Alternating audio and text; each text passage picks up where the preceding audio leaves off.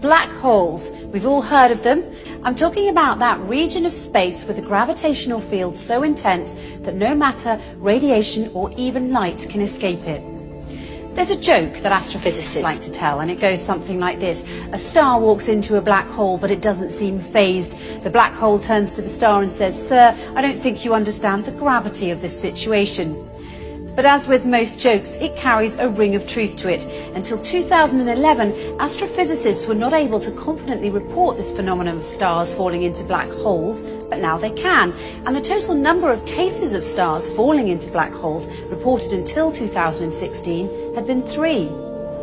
Interestingly enough, although it's not an astrology book, there's an entire chapter in the Quran called The Star, and the first verse of that chapter is, "By the star when it falls."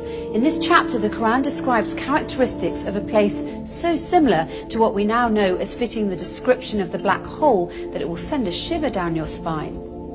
In the Islamic faith, it is believed that God granted Prophet Muhammad a special trip to the heavens. This trip was miraculous, of course, as there was no technological way the Prophet could have taken such a journey at the time, seeing as how planes hadn't even been invented, let alone rocket ships. Nonetheless, if you study this miraculous night journey closely, you'll find that there are many clues to prove that this incredible journey did indeed occur.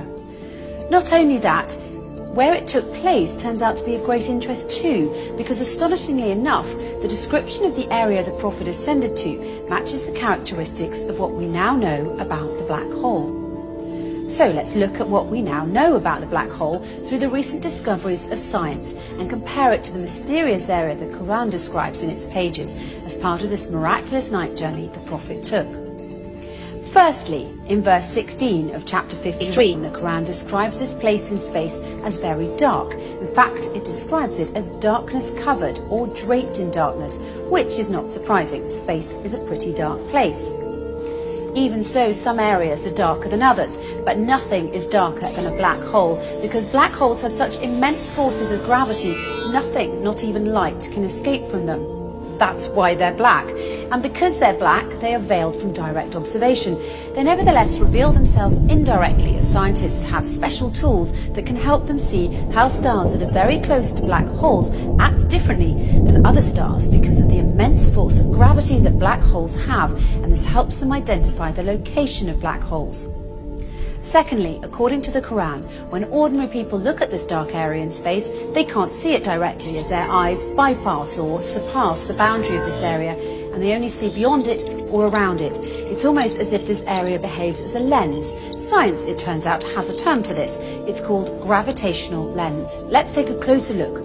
Normally we think of light travelling in straight beams, but near a black hole, the powerful force of gravity bends and warps rays of light around it, creating a visual imprint on the surrounding material. Astrophysicists have proved that a black hole bends light to act like a cosmic magnifying glass, giving astronomers a view of an even more distant galaxy behind it. And this, my friends, is what we call a gravitational lens. However, the Quran brings our attention to an interesting fact regarding this matter in verse 17 of chapter 53, when it says, "The eyesight of the Prophet Muhammad did not swerve, nor did it pass beyond the boundary. He certainly saw it as one of the greatest signs of his Lord." Could this verse be alluding to the fact that the Prophet Muhammad actually visited the black hole and looked at it directly? Thirdly, the Quran describes this area's shape, wide at the top with sloping sides and a narrow tube at the bottom, almost funnel-shaped.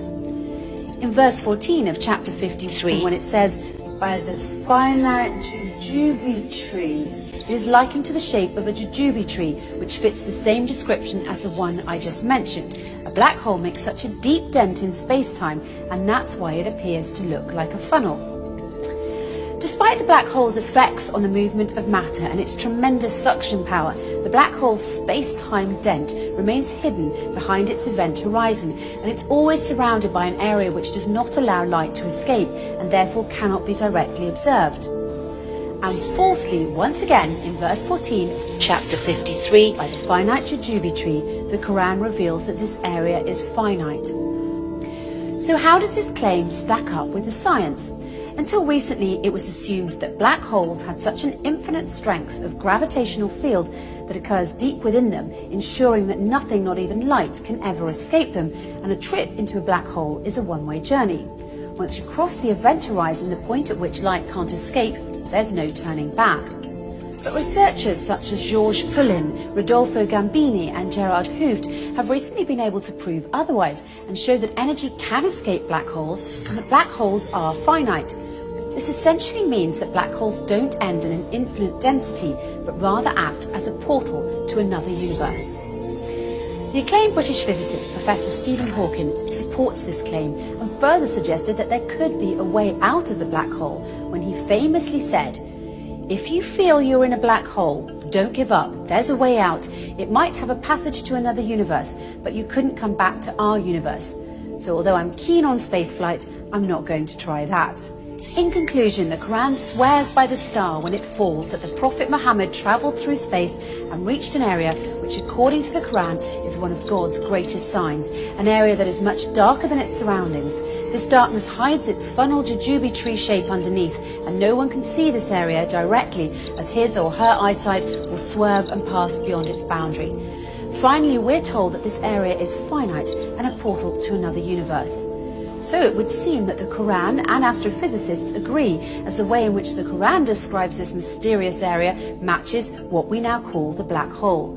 However, the Quran takes it one step further by asserting that it is, in fact, a portal to heaven, a claim which science has yet to prove. But if past experience is any indication, it's only a matter of time before science catches up to the scientific miracles already contained in the pages of the Quran.